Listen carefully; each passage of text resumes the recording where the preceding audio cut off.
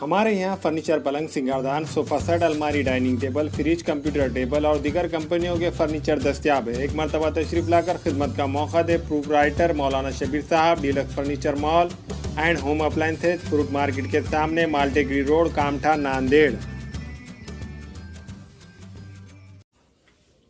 अस्सलाम वालेकुम नाज़रीन, नांदेड़ उर्दू न्यूज़ में आपका इस्तकबाल है। चलिए नजर डालते हैं आज की अहम खबरों की तरफ।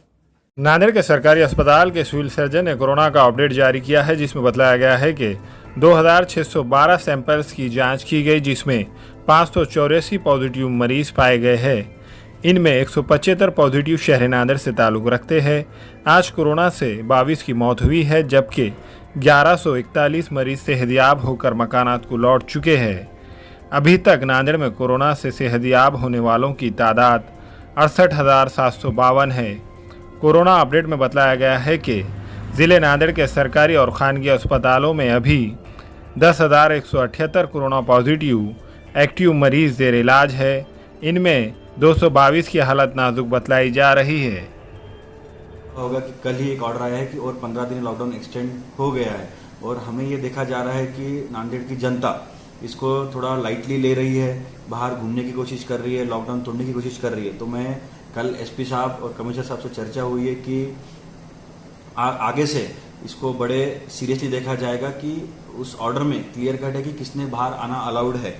डॉक्टर्स, मेडिकल इसी के लिए अलाउड है। किराना की दुकान भी 11 बजे के बाद बंद है, इसलिए दिन भर बाहर आने का कोई भी रीजन नागरिकों के पास नहीं है। बट ऐसा पाया गया है कि कुछ एरियाज में अननेसेसरी लोग घूम रहे मेडिकल के नाम पे। तो मैं यही सबसे विनती करता हूँ कि जो मेहनत प्रशासन और हमारे लोगों ने की है वो व्यर्थ ना जाए। फिर से अगर केसेस बढ़ने लगे तो और मुश्किल होगी। अभी बड़े मुश्किल से हमने इसको कंट्रोल किया है। तो मेरी यही विनती रहेगी लोगों की, घर पे रहिए, अननेसेसरी हमको एक्शन लेने के लिए मत लगाइए, क्योंकि एक बार फिर एक्शन लिए तो आप लोग ही हमको बोलते हो कि प्रशासन ज्यादा कठोर कार्रवाई कर रही है। तो ये दोनों की जवाबदारी है, प्रशासन की भी है और नागरिकों भी है कि एक रिस्पॉन्सिबल सिटीजनरी नाम की कोई चीज होती है, हम पॉलिटी में पढ़ते हैं, तो वो सब लोगों ने दिखाना चाहिए। अपने घरों में रहिए, क्योंकि आप देख रहे हैं कि पिछले 2 महीने में लगभग 500-600 डेथ, रोज के 25-30 डेथ हो रहे हैं और उसमें मैक्सिमम 60 साल के ऊपर के ही लोग हैं।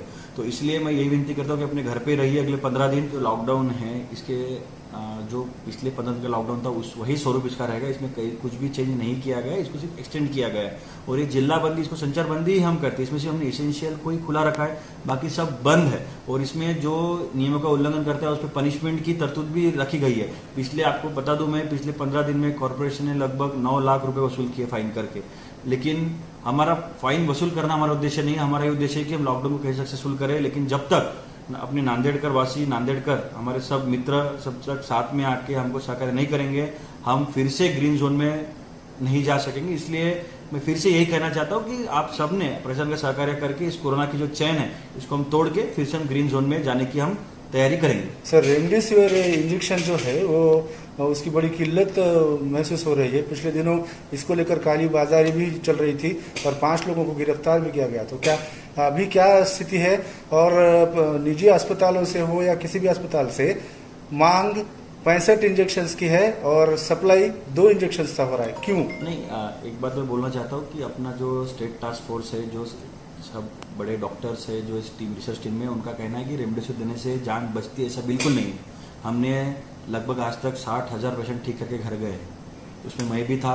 हमने भी कभी रेमडेसिविर नहीं लिया और हमने ये देखा है कि रेमडेसिविर हाँ ड्रग है, दे सकते हैं, लेकिन अगर वो नहीं दिया तो पेशेंट की देहांत होता है और दिए तो ही बचता है। ऐसा नहीं, आपने देखा होगा कि हमारा जो भी कोविड जंबो सेंटर है वहाँ पे लगभग अभी तक 30-40 पेशेंट डिस्चार्ज कर चुके हैं, एक भी पेशेंट को हमने रेमडेसिविर नहीं दिया है। तो शासन ने ही इसके पहले ही कहा था कि रेमडेसिविर एक प्रभावी रूप से इस बीमारी के लिए काम में आने वाली इंजेक्शन है। इवॉल्विंग रिसर्च है, रिसर्च में हर रोज नई चीजें आती है। आज का करंट पोजीशन ये है कि अगर रेमडेसिविर दिया गया तो ठीक है, नहीं दिया गया तो भी उतना फर्क नहीं पड़ता है। दूसरी बात, अभी कुछ दिनों से रेमडेसिविर का जो तुतौड़ा था वो अभी कम हो गया है। अभी अच्छे पैमाने पे हमको लगभग 800-900 रेमडेसिविर के वायल रोज आ रहे हैं और हम जो एडिशनल कलेक्टर की हमने टीम बनाए है और हम प्रॉपर तरीके से हम, जिसकी वजह से कालाबाजारी बिल्कुल नहीं हो रही नांदेड़ में। पहले कोशिश हुई थी, हमने पकड़ के उन पे एफआईआर भी लॉन्च किया हुआ है। तो ये जो कमिटी है, ये कौन से दवाखाने में कितने पेशेंट है, किसको जरूरत है, उसको हम सब बराबर इनपुट लेके हम उनको सप्लाई कर रहे हैं। आपने भी देखा होगा कि पिछले 7-8 दिन से रेमडेसिविर का पैनिक जो था पहले वो नहीं है, क्योंकि और अभी अगले कुछ दिनों में और बड़े पैमाने पर रेमडेसिविर आएगा। और मेरा ये विनती है कि अगर रेमडेसिविर नांदेड़ जिले में आया तो दवाखानों को हम पक्का देंगे, निश्चित देंगे, लेकिन अगर नहीं आया तो रेमडेसिविर नहीं दिया तो मेरा पेशेंट देहांत हो जाएगा, ऐसा बिल्कुल नहीं है। ऑक्सीजन और मिथिल प्रेडनिसोलोन और बाकी की जो ड्रग्स है वो प्रोटोकॉल में है, वो बड़ी पैमाने पे नांदेड़ जिले में उपलब्ध है। वो आपके पेशेंट को ऑक्सीजन बेड मिल गया तो आपके पेशेंट जरूर ठीक होंगे। इसलिए मेरा एक विनती है कि टाइम पे लाइए। अभी हो क्या रहा है, लेट लेके आते हैं और फिर रेमडेसिविर मांगते हैं पेशेंट। तो मेरा यही विनती है कि जब पेशेंट का SpO2 95-94 है तब लेके आइए। लोग हमारे जब अब मैंने हम कुछ केस ऐसे देखे हैं कि जब पेशेंट आता है तो उसका SpO2 40 तक है, तो उस केस में तो भगवान भी नहीं बचा सकता, हम तो सिर्फ डॉक्टर है, हमारे डॉक्टर। तो मेरी यही विनती है कि थोड़ा भी कुछ तकलीफ है तो जल्द से जल्द अस्पताल में लेके आए। हम आपको ऑक्सीजन और स्टीरॉइड्स और बाकी की जो मेडिसिन है प्रॉपर वो देके आपको निश्चित ठीक करके ही घर भेजेंगे।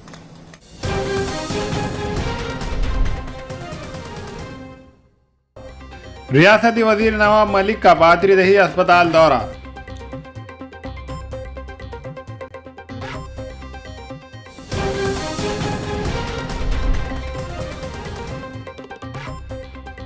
लॉकडाउन के बाद दूसरे कारोबार बंद हो जाने की वजह से ताजगांव तालुके के एक ताजिर ने अपनी 40 लाख रुपए की इंपोर्टेड कार से सांगली के मशहूर बैगन की तिजारत शुरू कर दी है।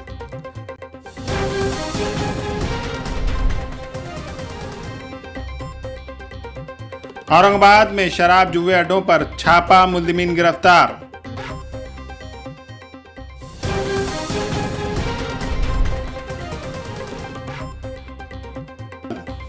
औरंगाबाद रेमडेसिविर इंजेक्शन गायब मामले में 2 मुलाजिमीन मुअत्तल।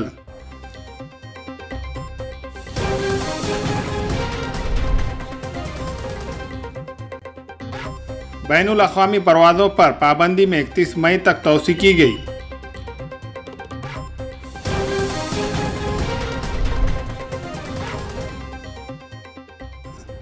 फुलगली मस्जिद से मुफ्त ऑक्सीजन की खिदमात का सिलसिला जारी। रमज़ान में राशन किट्स और हर जुमेरात को दवाइयों की तकसीम।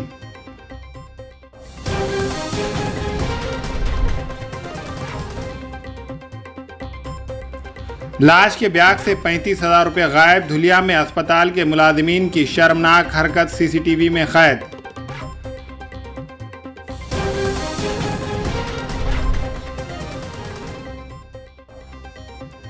मुंबई में सोशल मीडिया पर एक मालूमात वायरल हो रही है कि म्युनिसिपल इंतज़ामिया ने तमाम दुकानों को अलग अलग औकात और दिन पर खोलने की इजाज़त दी है, लेकिन म्युनिसिपल इंतज़ामिया की जानिब से वादे किया गया है कि सोशल मीडिया पर वायरल हो रही मालूमात गलत है। म्युनिसिपल इंतज़ामिया ने ऐसा कोई ऐलान नहीं किया है। इंतज़ामिया ने ट्वीट करके आवाम से कहा है कि बराए करम नोट कर ले कि रियासती हुकूमत की जानिब से जारी करदा क़वानीन पर ही अमल पैरा रहे, अफवाहों पर यकीन ना करें और इन्हें बिल्कुल ना फैलाए। इससे हमारा भी और लोगों का भी नुकसान है।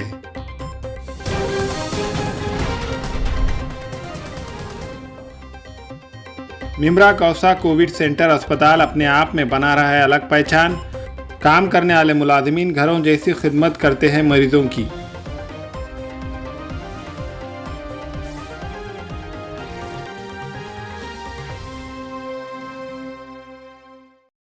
इन दिनों ज़िले और शहर नांदेड़ में कोरोना की वबा ज़ोरों पर है। शहर के सरकारी अस्पताल में कोरोना से मुतासिर मरीज ज़ेर इलाज है। इसी के पेश नज़र शहर नांदेड़ की मारूफ समाजी शख्सियत अब्दुल अजीम सौदागर खादरी ने डॉक्टर शंकरराव चौहान अस्पताल विष्णुपुरी पहुंचकर अपनी जानिब से मरीजों के लिए 1000 मिनरल पानी की बोतलों का अतियात दिया।